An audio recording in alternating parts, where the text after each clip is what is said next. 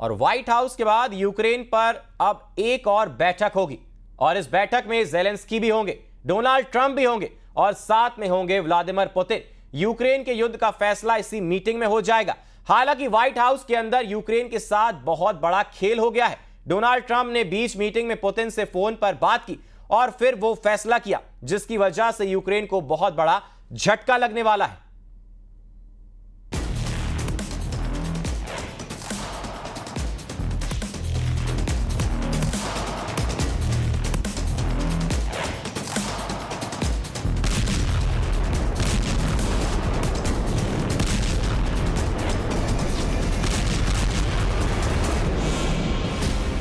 जब white house के दरवाजे पर डोनाल्ड ट्रंप जेलेंस्की का स्वागत कर रहे थे,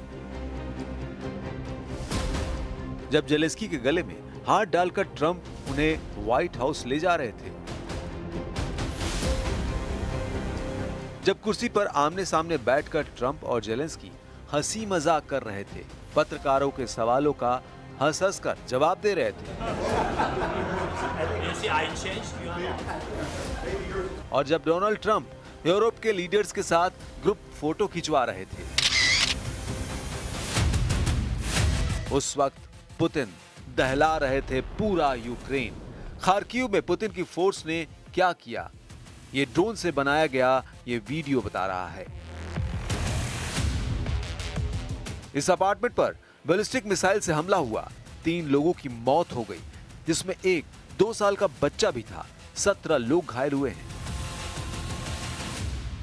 जब यूक्रेन को लेकर नेटो देश आमने सामने बैठकर बातें कर रहे थे, जब ट्रंप के साथ मिलकर यूक्रेन पर रूस का कब्जा हटाने की मिन्नतें की जा रही थी, ठीक उसी वक्त पुतिन की फौज यूक्रेन के नए नए इलाकों पर अपना झंडा फहरा रही थी।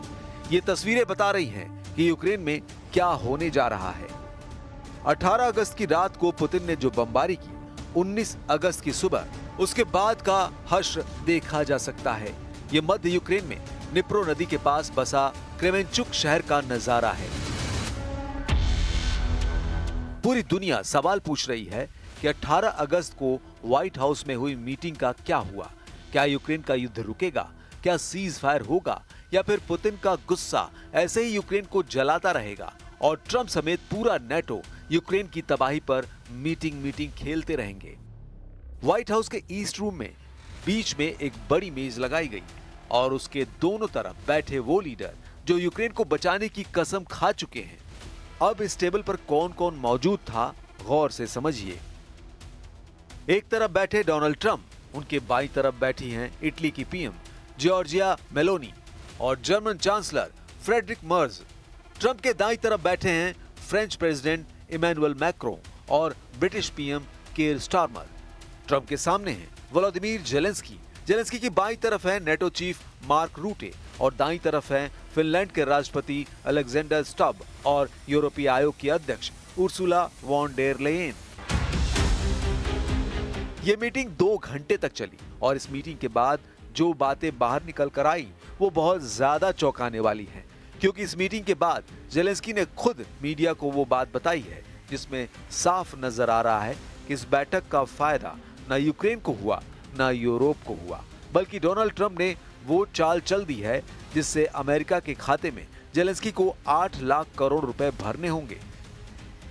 ऐसा इसलिए क्योंकि यूक्रेन को बचाने के नाम पर अमेरिका अब यूक्रेन को 90 अरब डॉलर यानी करीब 8 लाख करोड़ रुपए के हथियार बेचेगा।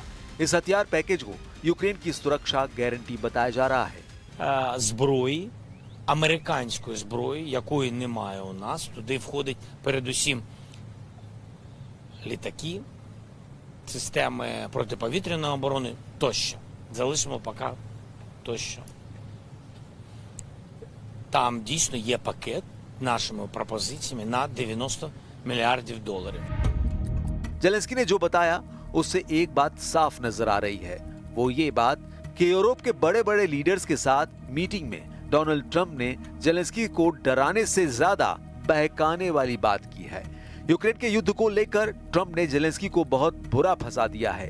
फंसाया भी ऐसा कि जेलेंस्की के चारों तरफ फैला ट्रैप गारंटी दे रहा है कि जीत पुतिन की ही होगी।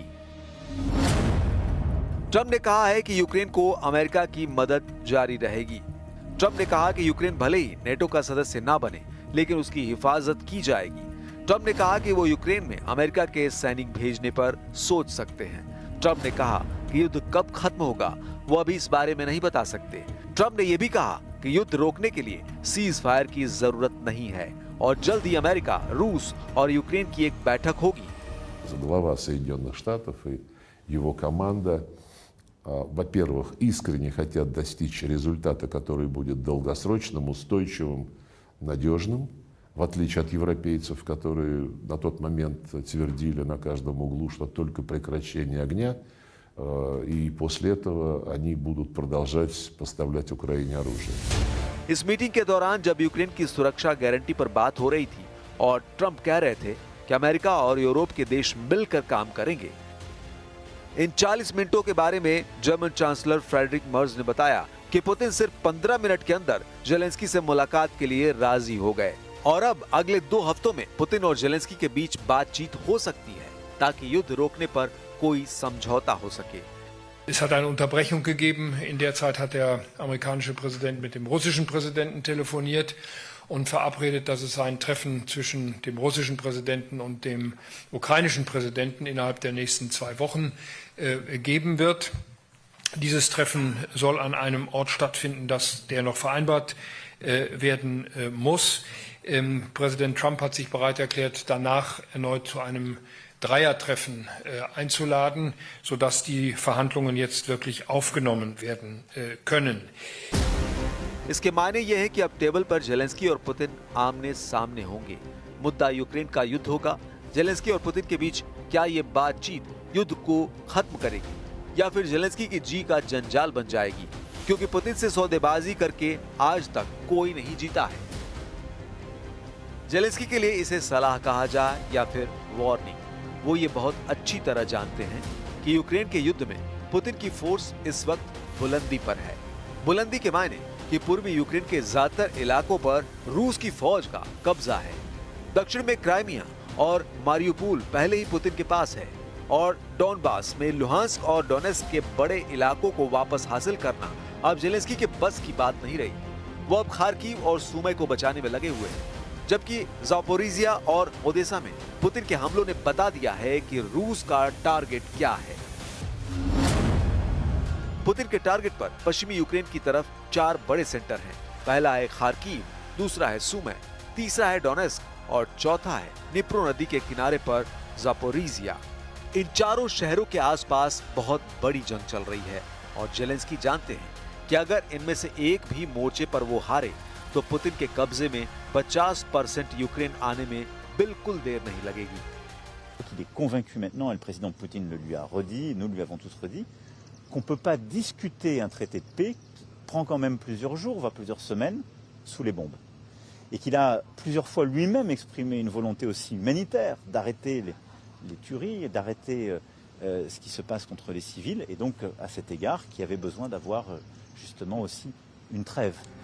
व्हाइट हाउस में हुई मीटिंग के बाद अलग अलग देशों की तरफ से जो बड़ी बातें सामने आई हैं, वो पुतिन को चैलेंज दे सकती हैं।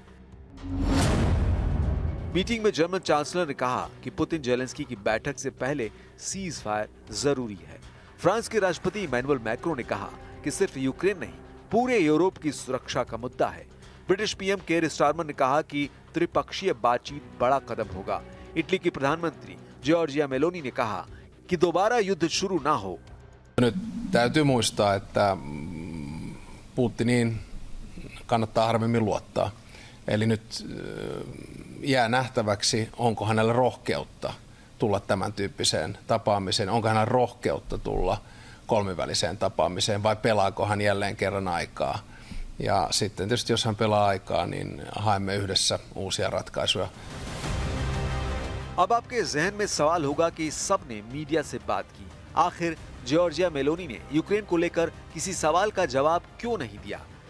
इसे यूक्रेन पर मीटिंग के दौरान इन टॉप लीडर्स की बातचीत से समझा जा सकता है, जिसमें मेलोनी ने कहा कि वो मीडिया से बात नहीं करती है। Want to take some questions or anything? You feel like it?